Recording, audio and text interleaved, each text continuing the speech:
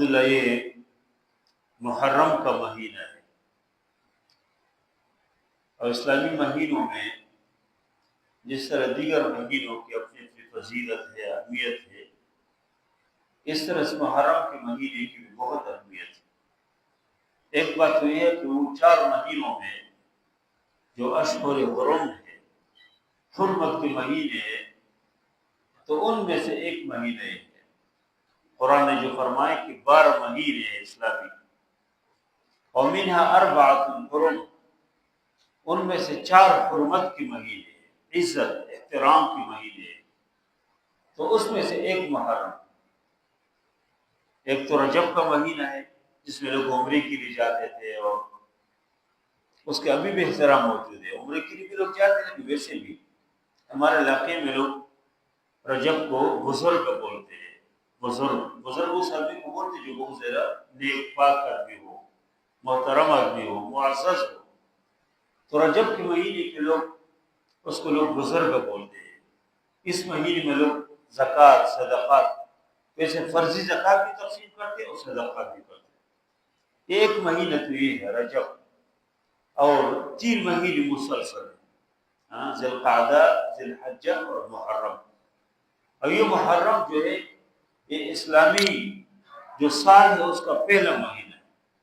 یکم محرم سے اس سال کے آغاز ہو جاتے ہیں، اور اب اس مہینے کے آج 8 تاریخ ہے، اور اس مہینے کے اندر بھی 2 اہم شہادتیں ہیں۔ یکم محرم کو حضرت عمر فاروق رضی اللہ عنہ کی شہادت ہے، جو بہت عظیم شہادت ہے اور بہت زیادہ مظلومانہ شہادت ہے۔ اس میں نے گزشتہ جمعہ میں نے اس پہ کچھ نہ کچھ گفتگو کی ہے۔ اور 10 محرم کو حضرت امام حسین رضی اللہ عنہ کی شہادت ہے، اور بہت عظیم شہادت ہے، بہت مظلومانہ شہادت ہے، اور اس کے پورے قافلے کے ساتھ کربلا کے میدان میں جو کچھ ہوا تو ایک تاریخ کا حصہ ہے، اور بہت ظلم ہوا ان کے ساتھ، اس میں کوئی شک نہیں ہے۔ لیکن ایک بات یاد رکھنے کہ لوگ یہ سمجھتے ہیں کہ محرم کی جو اہمیت ہے یا 10 محرم کی جو اہمیت ہے یہ صرف امام حسین رضی اللہ عنہ کی وجہ سے، ایسے نہیں ہے۔ اس لیے کہ 10 محرم کی اہمیت جو ہے یہ سے بہت سارے واقعات ہو، حضرت آدم علیہ السلام کے بہت سارے واقعات ہیں کہ جس کے تعلق اس 10 محرم کے ساتھ ہے، عاشورے کے دن کے ساتھ ہے۔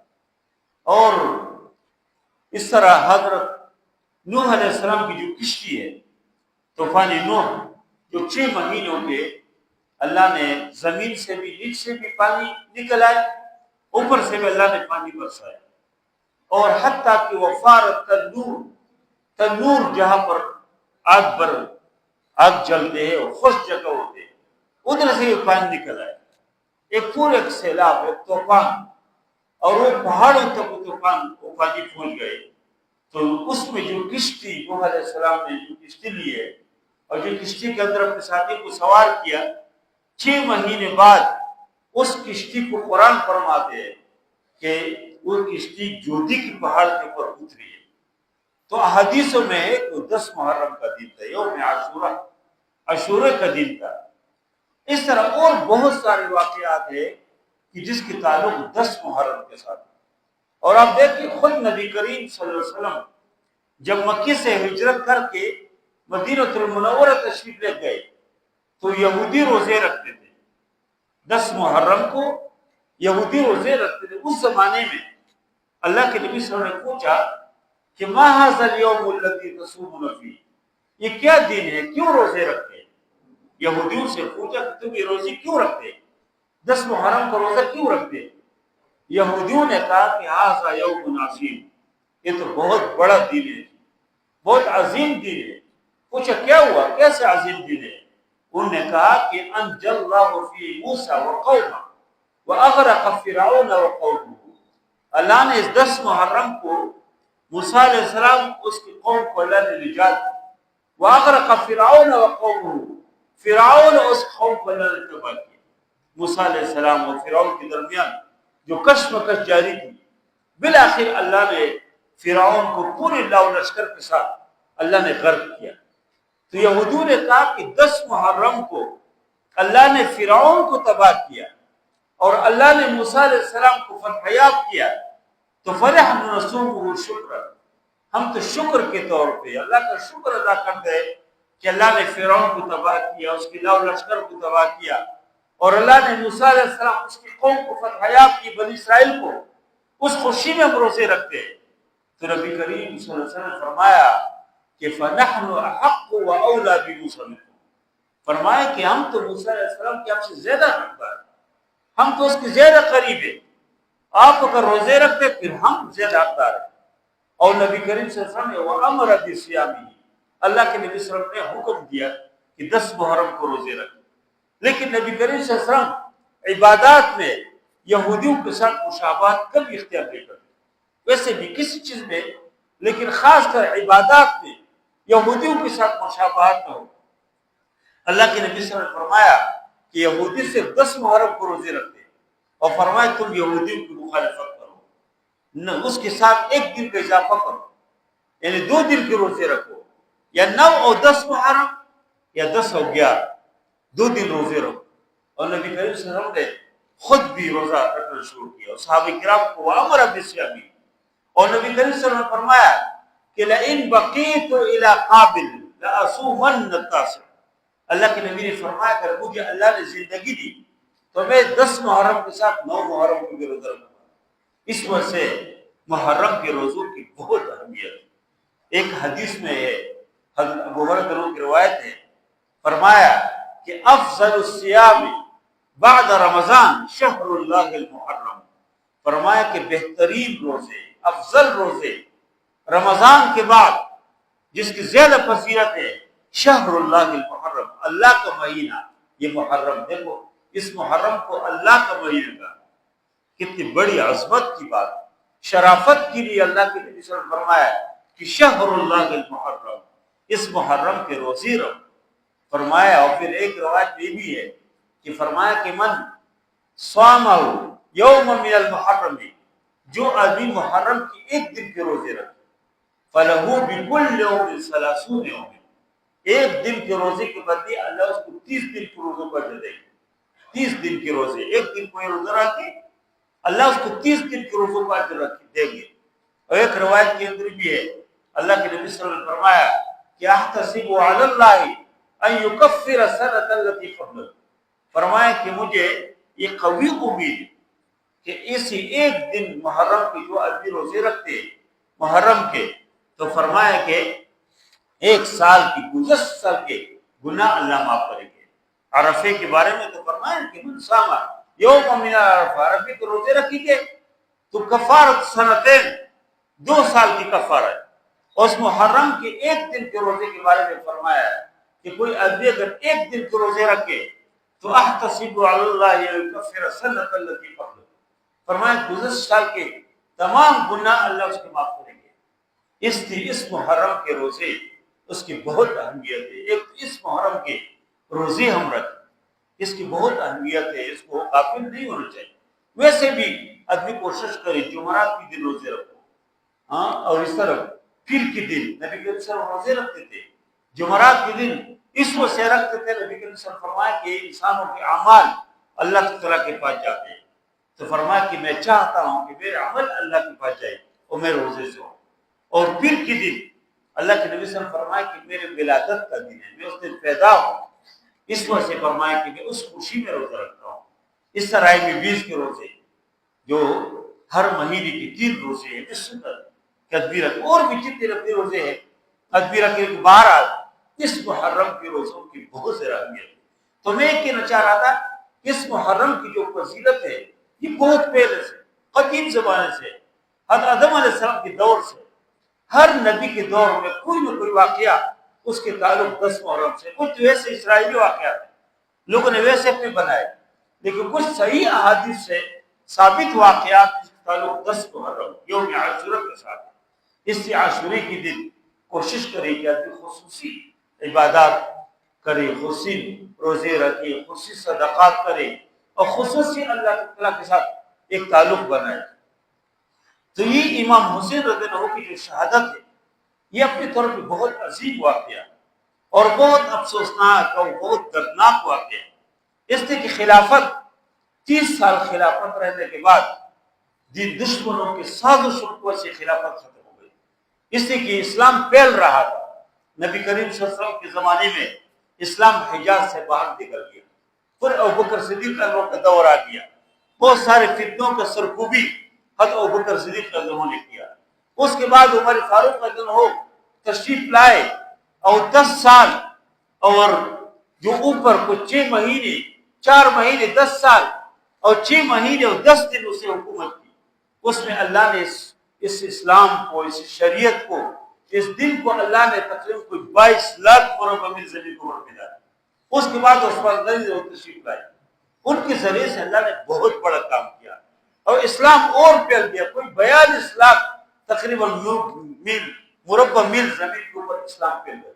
کافروں کو یہ خطرہ ہوا کہ یہ تو اگر اس طرح اسلام پھیل رہا ہے یہ تو ہمارے نقصان ہے۔ اس لیے اس نے حضرت علی رضی اللہ عنہ جب خلیفہ بنے تو سازشی شروع۔ حضرت علی رضی اللہ عنہ کی جو دور خلافت ہے وہ 4 سال اور 9 مہینے، لیکن 4 سالوں میں بس وہ اپنی باہمی لڑائی ہے، باہمی جنگ، اور دشمنوں نے اسے لڑایا کہ حضرت امیر معاویہ رضی اللہ عنہ اور علی رضی اللہ عنہ کو اپنے درمیان لڑانے کی کوشش۔ اس وجہ سے اسلام پھیل نہیں سکتا۔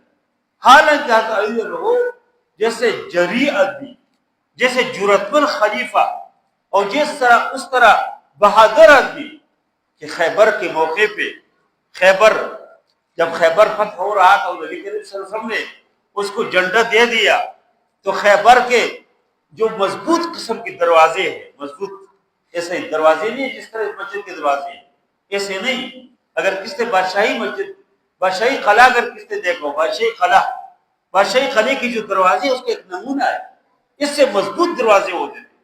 حضرت علی رضی اللہ عنہ نے اس کے دروازے پکڑ لیے اور اللہ اکبر کا نعرہ لگا اور دروازے پہ نکال کودر پھینک دیا۔ لیکن جب وہ خلیفہ بنے، جن دشمنوں کو پتہ تھا کہ اسلام پھیل رہا اور ابھی تو پوری دنیا کے اوپر اسلامی نظام آئیں گے، تو حضرت امیر معاویہ رضی اللہ عنہ اور حضرت علی رضی اللہ عنہ کو ایسے پیش کیا کہ وہ ایک دوسرے دشمن لڑائیاں۔ اس زمانے میں پھر قیصر روم نے انہوں نے دیکھا کہ تو درمیان لڑ رہے تو آئے حملہ کرے۔ ان نے ظاہر ہے کہ اس طرف سے آنا تھا، وہی شام کی طرف سے، تو امیر معاویہ رضی اللہ عنہ نے اس کو پیغام دیا۔ اس نے کہا کہ ایک کتے تم یہ سمجھتے ہیں کہ ہم اپنے درمیان لڑ رہے؟ کہا کہ اللہ کی قسم اگر تم حملہ کرے، اسلامی حکومت کے اوپر آپ حملہ کرے، مدینہ کے اسلامی ریاست کے اوپر آپ حملہ کرے، کہا اللہ کی قسم حضرت علی رضی کے فوج میں پہلا آدمی نیک سپاہی کیسے سے لڑوں گا۔ یہ نہیں سمجھے کہ ہمارے درمیان کوئی اختلاف نہیں، آپ کے مقابلے میں ہم ایک ہیں۔ اور پھر روم کی حکومت کو یہ پھر نہیں کر سکے، وہ حملہ کر سکے۔ اس کے بعد حضرت امیر معاویہ رضی اللہ عنہ خلیفہ بنے اور اس کے زمانے میں کچھ مسائل شروع ہو گئے۔ پھر اس کے بعد اس کے وفات کے بعد اس کا بیٹا یزید خلیفہ بنے، اور اس زمانے میں بہت سارے صحابہ جو کبار صحابہ تھے وہ اللہ تعالیٰ کی طرف پاس پہنچ گئے تھے، لیکن کچھ صحابہ موجود تھے۔ دیکھو اس وقت تو جب اللہ کے نبی صلی اللہ علیہ وسلم کے زمانے میں تو چھوٹے تھے، لیکن بعد میں وہ بڑے لوگ بنے تھے، بڑے صاحب حیثیت، صاحب مقام۔ اس میں ایک عبد الرحمن بن ابی بکر رضی اللہ عنہ موجود تھے۔ وہ موجود تھے جب یزید نے لوگوں سے بیعت لینے شروع کیا، تب عبد الرحمن بن ابی بکر موجود تھے۔ اور اس طرح اس زمانے میں عبداللہ ابن عمر موجود تھے، عمر فاروق رضی اللہ عنہ کا بیٹا۔ اس زمانے میں عبداللہ ابن عباس، حضرت عباس کا بیٹا عبداللہ ابن عباس وہ موجود تھے۔ اور اسی طرح زبیر کا بیٹا حضرت عبداللہ ابن زبیر موجود تھے۔ اور اسی طرح حضرت علی رضی اللہ عنہ کا بیٹا حسین رضی اللہ عنہ، امام حسین، یہ موجود تھے۔ حسن چونکہ بڑے بھائی تھے اور پہلے وفات پائے تھے۔ اور یہ عبد الرحمن بن ابی بکر بھی جس وقت حضرت امیر معاویہ رضی اللہ عنہ بیعت لے رہے تھے تو اس نے بیعت کیا، اور یزید کے دور میں وفات پائے تھے، وہ اس وقت نہیں تھے، لیکن دیگر لوگ موجود تھے۔ تو جب یزید خلیفہ بنے، اس نے حکومت سنبھالی، تو اس نے ان لوگوں سے بیعت لینے کی کوشش، لیکن ظاہر ہے کہ عبداللہ ابن عمر رضی اللہ عنہما، عبداللہ بن عباس عنہما، انہوں نے سمجھا کہ اس حالات میں ہم خون ریزی کا کوئی فائدہ نہیں، ہم مقابلہ ویسے نہیں کر سکتے، کیوں حکومت کے مقابلے میں آئے، کیوں ایک جابر آدمی کے مقابلے میں آئے، اس نے بیعت کر دی ہے۔ لیکن عبداللہ بن زبیر اور امام حسین رضی اللہ عنہ انہوں نے بیعت دی، لیکن عبداللہ بن زبیر اور امام حسین کے درمیان میں صرف یہ مسئلہ تھا کہ عبداللہ بن زبیر نے کہا کہ ہمیں مکے میں رہ کے یزید کے خلاف ہمیں ماحول بنانا چاہیے، اور جب ہمارے پاس ایک وقت آ جائے کہ ہم مقابلے کے قابل ہو جائے پھر ہم جا کے لڑیں، ابھی ہمیں نہیں جانا چاہیے۔ لیکن ادھر سے مکے کوفے کے لوگوں نے خطوط پہ خطوط بھیجے، خطوط پہ خطوط، بعض روایت سے تو 12,000 خطوط کا پتہ چلتا ہے، اور بعض سے معلوم ہوتا ہے کہ 18,000 خطوط بھیجے، اور ہر خط میں لکھتا تھا کہ تم آ جاؤ ادھر، بالکل بس ہم آپ کو خلیفہ بنائیں گے، یزید کی سبق دوش کریں گے اور آپ ہمارے خلیفہ ہوں گے۔ تو حضرت امام حسین صرف حکومت کے چکر میں نہیں کہ ادھر جا کے کوئی جو ہے وہ خلیفہ بن جائیں گے، نہیں، بلکہ اس نے اس وجہ سے کہ اس نے دیکھا کہ جو اللہ کے نبی صلی اللہ علیہ وسلم کے دور میں جو ایک خلافت، ایک نظام شریعت کے قائم کی، اس کے بعد ابوبکر صدیق کے لوگوں کے زمانے میں، پھر عمر فاروق کے لوگوں کے زمانے میں، پھر عثمان غنی کے لوگوں کے زمانے میں، پھر حضرت علی کے لوگوں کے زمانے میں، پھر حضرت حسن کے 6 مہینے، اس دور میں جو ایک اسلامی حکومت، اس کی جو خط و خال ہے، اس کی جو طریقہ کار اور دستور ہے، اس میں پوری طرح تبدیلی ہو گئی۔ اور مجھے لوگ بلا رہے اگر میں نہ جاؤں تو میں قیامت کے دن رسول اللہ صلی اللہ علیہ وسلم کو اپنی زنا کو کیسے ان کی دکھاؤں، کیسے میں اللہ کے دربار میں، کیسے اللہ کے سامنے کیسے حاضر ہو جاؤں۔ انہوں نے یہ سوچا کہ میرے دلی فریضہ ہے، مجھے ان حالات میں آگے جانا چاہیے، بڑھنا چاہیے، مجھے مقابلہ کرنا چاہیے۔ لیکن جب وہ جا رہے تھے لوگوں نے منع کیا کہ نہ جاؤ، اچھا نہیں ہے۔ خود عبداللہ نے عمر نے اسے کہا، عبداللہ نے عباس نے کہا کہ نہ جاؤ، کوفے کے لوگ جو ہے وہ بہت بے وفا لوگ ہیں، مشہور ہے کہ الکوفی لا یوفی، کوفی جو ہے وفادار نہیں ہے۔ ہر دور میں اس طرح کے جو لوگ ہوتے ہیں، دیکھو ابھی ایران کے اندر جو کچھ ہوا، ایران کو جو نقصان ہوا، اندر کے لوگوں نے جاسوس بہت ہے اور ابھی بھی موجود ہے۔ اس سے پہلے، اسے حملے سے پہلے بھی اندر جو نقصان ہوا، اور اسماعیل حنیہ جو شہید ہو گئی، اندر سے اس کے اوپر جو حملہ کیا تو اندر سے، ایران کے اندر سے ہوا، جاسوس بہت۔ اس زمانے میں بھی یہی لوگ ہوتے تھے کوفے میں، تو اس میں جاسوس بہت، دنیاوی مقاصد کے لیے وہ اس کو استعمال کرنے کی بہت، اور ڈرنے والے لوگ، بے وفا قسم کے لوگ۔ تو لوگوں نے امام حسین سے کہا کہ اللہ کے بندے نہ جاؤ، کوفے کے لوگوں پر اعتماد نہ کرو، بے اعتماد لوگ۔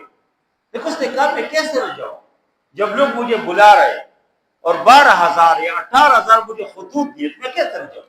انہوں نے پہلے اپنے چچزاد بھائی مسلم بن عقیل کو بھیجا کہ چلو تم جاؤ، معلومات کرو کہ واقعی لوگ میرے ساتھ ہے کہ نہیں۔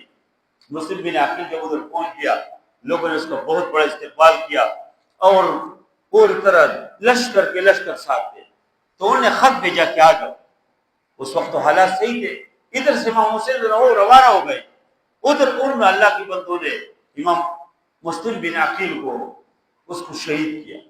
امام حسین رضی اللہ عنہ تو روانہ ہو گئے تھے، راستے میں جو لوگ ملتے تھے اسے کہتے تھے جاؤ۔ فرزدق ایک شاعر ہے، فرزدق، ان نے اس سے کہا راستے میں ملے، کہا کہ کوفے کے لوگ مجھے بلا رہے۔ فرزدق نے کہا کہ دیکھو کوفے کے لوگوں کے جو دل ہے وہ آپ کے ساتھ ہے، لیکن ان کی تلوار آپ کے ساتھ نہیں ہے، وہ یزید کے ساتھ ہے، وہ آپ کی کبھی تعاون نہیں کریں گے۔ اس نے اگر یزید کی آنکھیں دیکھی اور عبداللہ بن زیاد کی آنکھیں دیکھی تو کبھی آپ کی حمایت نہیں کریں گے۔ وہ نکل پڑے تھے، انہیں کبھی نکلا، اور جب نکل رہے تھے لوگوں نے بھی کہا کہ فیملی کے ساتھ نہ لے جاؤ، بچوں کو ساتھ نہ لے جاؤ، ویسے لوگ کہ تم اپنے بچوں کے سامنے شہید ہو جائے۔ انہوں نے کہا نہیں، بس گیا، اور ان کا خیال تھا کہ چلو اتنے لوگ جب مجھے بلا رہے ہیں تو میں کیوں نہ جاؤں، کیوں ڈرو۔ ایک بہادر آدمی تھے امام حسین، ایک غیرت مند آدمی تھے، اللہ کے نبی صلی اللہ علیہ وسلم کا نواسا ہو، حضرت علی کا بیٹا ہو، اور حضرت فاطمہ رضی اللہ عنہا کے دودھ جس سے پیو، تو غیرت کیوں نہ ہو، دین کے اوپر غیرت کیوں نہ اس کے اندر۔ بہرحال وہ راستے میں اس کو پتہ چلا کہ مسلم بن عقیل کو شہید کیا، تو انہوں نے پھر سوچا کہ واپس ہو جائے، لیکن مسلم بن عقیل کے بچوں نے کہا کہ واپس نہیں جائے، ہم نے جا کے لڑنا ہے، ہم نے اپنے والد کے انتخاب لینا ہے۔ تو یہ تو پھر مروت کے خلاف ہے، کیونکہ بچے صرف رہ جائے۔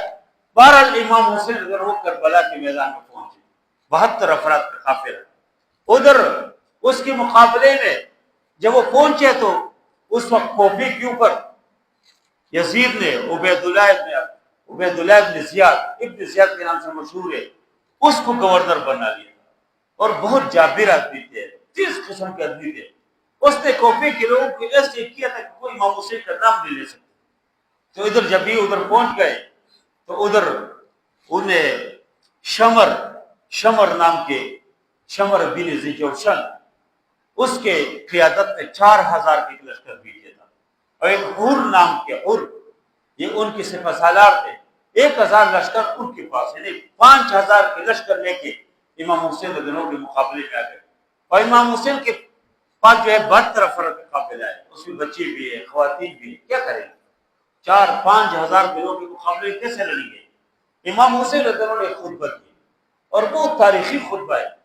اس نے کہا، ادھر خطبہ دیا، واصحاب الحر بالبیزہ، حر کے جو لشکر تھے وہ بیزہ مقام میں موجود ہے۔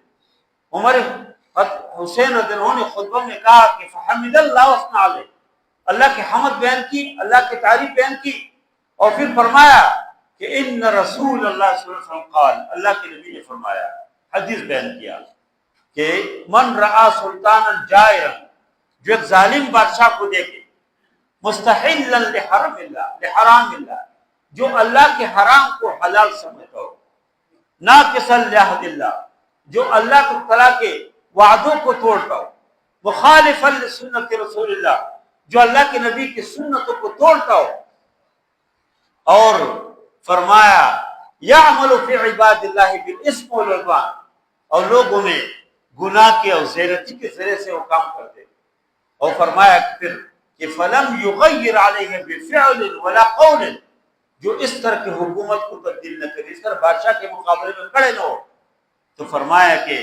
اللہ تعالیٰ ان لوگوں کو اس جگہ میں داخل کریں گے جہاں پر اس ظالم بادشاہ کو داخل کریں گے۔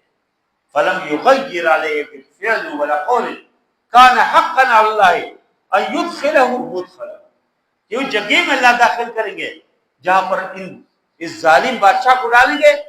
ادھر یہ جو خاموش، جن نے اپنی زبان کو بند کیا اور ظالم کے خلاف بات نہیں کرتے، تو یہ حدیث بیان کی کہ وہ اللہ ڈالیں گے۔ تو لشکر سارے، اور پھر کہا کہ دیکھو مجھے نہیں جانتے آپ کہ میں حضرت علی کا بیٹا ہوں، میں حضرت فاطمہ کا بیٹا ہوں، اللہ کے نبی کا میں نواسا ہوں، آپ کو پتہ نہیں ہے؟ اور آپ کو پتہ نہیں ہے کہ اللہ کے نبی صلی اللہ علیہ وسلم ہمارے ساتھ کتنی محبت فرماتے ہیں؟ آپ کو پتہ نہیں ہے کہ اللہ کے نبی نے فرمایا کہ ان الحسن والحسین سیدہ شباب اہل الجنہ، کہ حسن و حسین جنت کے جوانوں کے سردار ہوں گے۔ آپ کو پتہ نہیں ہے کہ اللہ کے نبی صلی اللہ علیہ وسلم ہمارے ساتھ کتنی محبت کرتے؟ تو سامنے جو لوگ موجود تھے ان کو احساس ہوا کہ واقعی یہ تو اللہ کے نبی صلی اللہ علیہ وسلم کا نواسا ہے، ان کے خلاف کیسے لڑیں؟ حر جس کے ساتھ 1000 کے لشکر ہو، وہ مقابلے میں آئے تھے، اور وہ عبید اللہ بن زیاد کے اور یزید کے طرف سے قسم سے فسالار تھے، انہوں نے وہ آگے بڑھے پھر پیچھے ہٹے، پھر آگے بڑھے پھر پیچھے ہٹے۔ لوگوں نے پوچھا کہ کیا ہوا، کیوں ڈرتے ہو؟ تم تو بہت بہادر سے فسالار ہو، تم نے تو اس لیے بھیجا ہے یزید نے کہ تم امام حسین کے مقابلے میں لڑیں گے، اس کو قتل کریں گے، اس کو شہید کریں گے، تم کیوں ڈرتے ہو؟ اس نے کہا نہیں، مجھے بس اس پہ سوچنا، میں سوچ رہا ہوں کہ میں جنت اور جہنم میں فیصلہ کروں۔ اگر میں امام حسین کے ساتھ ہوتا ہوں تو یقینی میرے لیے جنت ہے، اگر میں یزید کی فوج میں رہتا ہوں اور میں مر جاؤں تو میرے لیے جہنم ہے۔ کب میں فیصلہ کراؤں؟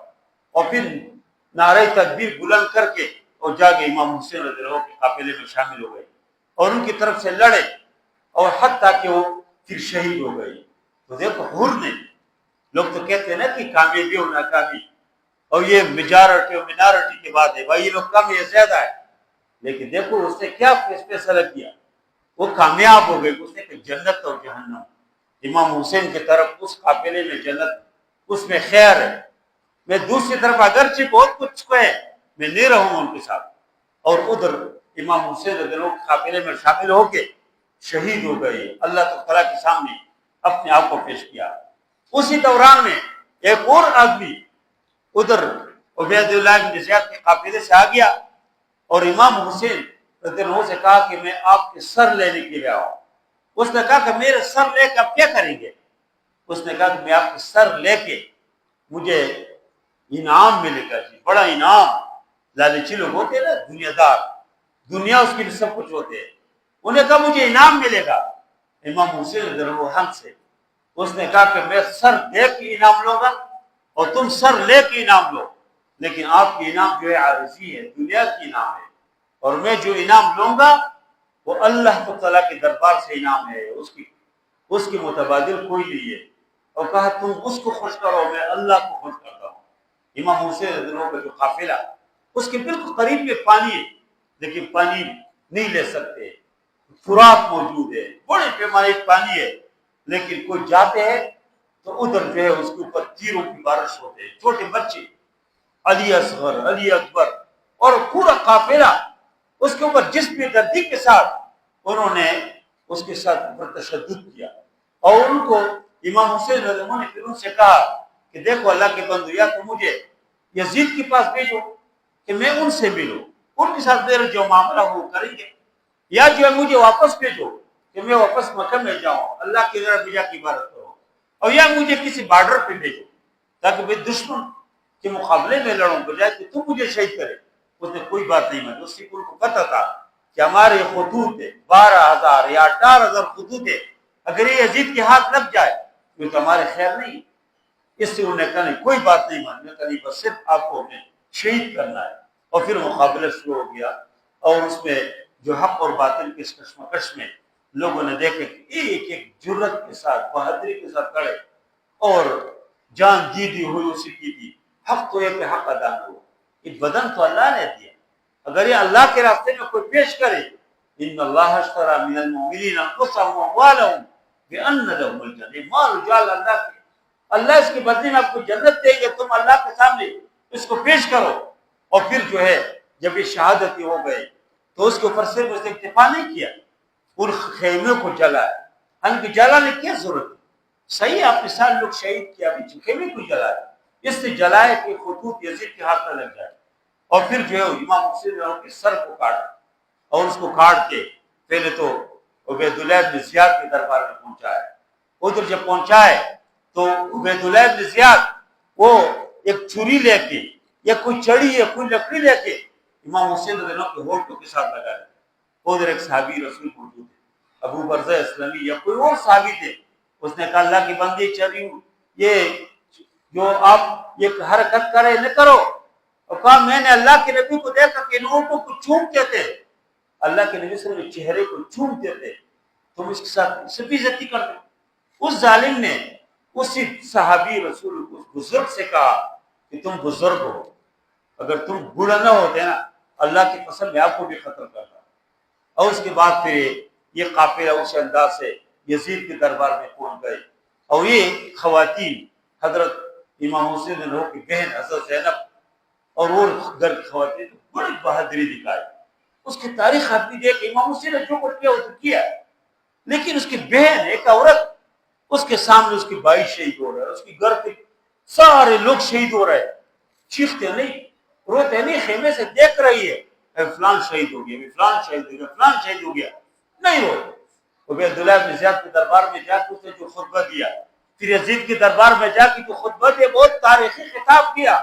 اس کے بعد جب ادھر سے انہوں نے اس کو لوگ کر کے اور مدینے میں پہنچی تو روئے بہت زیادہ، لوگوں کو دیکھ کر امت سے کہا کہ اللہ کے بندو تم کدھر تھے؟ میرے بھائی کے ساتھ یہ حالت ہے، موصل ہمارے ساتھ پورے خاندان کے ساتھ یہ کچھ ہوا، تم کدھر تھے؟ اور پھر جو اللہ کے نبی صلی اللہ علیہ وسلم کے روزے میں گئی، ادھر جو سے درد دل کے ساتھ جو دعائیں کی، اور اللہ کے نبی کو مخاطب کر کے کہا کہ آپ کی امتیوں کے ساتھ کیا ہو رہا ہے، آپ کے نواسے کو قتل کیا، آپ کے گھر کے عورت کی اس نے جو ادھر دعائیں کی اور ادھر اللہ کے نبی صلی اللہ علیہ وسلم کو مخاطب کیا، ابھی حرام ہو جاتے۔ میرے بھائیوں، ہم 10 محرم کو ہم بھی کہتے ہیں امام حسین، امام حسین، امام حسین، اور کچھ لوگ نکلتے جلسے اور جلوس اور پھر جو ہے بھول جاتے پورے سال. پھر ہم ان لوگوں کا ساتھ دیتے ہیں کہ جو وہی کردار ہے جو اس زمانے میں جنہوں نے امام حسین کے اوپر جو تشدد کیا تھا ان کا ساتھ ہے. پھر ہم ان کے ساتھ ہوتے ہیں. نہیں دیکھو امام حسین تو ایک کردار کا نام ہے, ایک فرد کا نام نہیں ہے. یزید ایک آدمی کا نام نہیں ہے, ایک فرد کا ایک کردار کا نام ہے. آج وہی کردار ہم اپنا رہے. اور دیکھو وہی پارٹی ہے, وہی جو امریکہ کے غلامی, وہی جو اسلام سے بیزار لوگ ہیں, وہی امام حسین اس سے کوئی کردار ان کے ساتھ ہم دیتے پھر. حالانکہ اس 10 محرم کا تقاضا یہ ہے کہ ہم جس طرح امام حسین نے بے نیاز ہو کے اللہ کے راستے میں پورا قافلہ لوٹا ہے, ہم مال و دولت سب کو چھاڑ کے اللہ کی رضا کے لیے ہم اور آگے پیش ہو جائے. اور یہ شہادت امام حسین کے اوپر مولانا مودودی رحمہ اللہ کی ایک رسالہ, ویسے میں چاہتا ہوں کہ میں بھی پڑھوں, میں نے کئی بار پڑھا اور بار جب بھی پڑھتے اور بھی مزہ. اس نے کسی شیعہ و سنیوں کے مشترک ایک مجلس میں اس نے ایک تقریر کی ہے, وہ کس نے کتابی شکل میں اس کو تیار کیا. اس میں یہ ذکر کیا کہ امام حسین نے کیوں یزید کے خلاف ہے. یزید تو جو کچھ ہے اس کا ذاتی حیثیت جو کچھ ہے, وہ جتنے بھی آدمی اس کو خراب بیان کرے وہ ہو سکتے ہیں, لیکن اس کے قابل نہیں ہے کہ اس کے خلاف ایک آدمی اسلحہ اٹھائے, ان کے خلاف نکل جائے. اصل چیز یہ ہے کہ ایک آدمی جو گاڑی کے آگے سیٹ کے اوپر بیٹھا ہو اور اس کو معلوم ہوتا ہے کہ ڈرائیور کس طرف جا رہے, ڈی ٹریک ہو رہے گاڑی, تو اس کو اندازہ ہو جاتے. پیچھے لوگ تو سوئے ہوتے ہیں, کبھی کس کو اندازہ بھی نہیں گاڑی کدھر پہنچ گئی, لیکن آگے سیٹ کے اوپر جو ہوشیار آدمی بیٹھے ہوتے ہیں اس کو معلوم ہوتا ہے گاڑی تھوڑا سے آگے پیچھے ہو جائے. تو امام حسین کو اندازہ ہو گیا تھا کہ نبی کریم صلی اللہ علیہ وسلم نے اور خلفائے راشدین نے جس راستے کے اوپر اسلام کا بنیاد رکھ دیا تھوڑا سے آگے پیچھے ہو رہے, اس کو صحیح راستے کو بلانے کے لیے یہ کیا تھا. اس لیے آج ہم امام حسین کو فکر کے ساتھ, حسینیت کے ساتھ, دین کے غلبے کے لیے, دین کے قامت کے جو محنت کرتے ہم ان کے ساتھ ہو, اور جو لوگ یزید کی جو کردار ادا کر رہے اسلام کے مخالف ہے, دین کے مخالف ہے, ان کے مقابلے میں ہم کھڑے ہو جائے تاکہ اسلام غالب ہو, دین غالب ہو, اور یہ آئندہ کے لیے سر واقعات نہ ہو. انشاءاللہ آئندہ جمعہ اگر اللہ نے موقع دیا تو اہل بیت کے اوپر انشاءاللہ اہل بیت کے اطہار, اس کی اہمیت, اس کی فضیلت, اور صحابہ کرام اور اہل بیت کے درمیان جو محبت تھی اس کے اوپر انشاءاللہ بات کریں گے. وصلی اللہ تعالی علی خیر خلقی محمد و علیہ وسلم برحمتک یا ارحم الراحمین.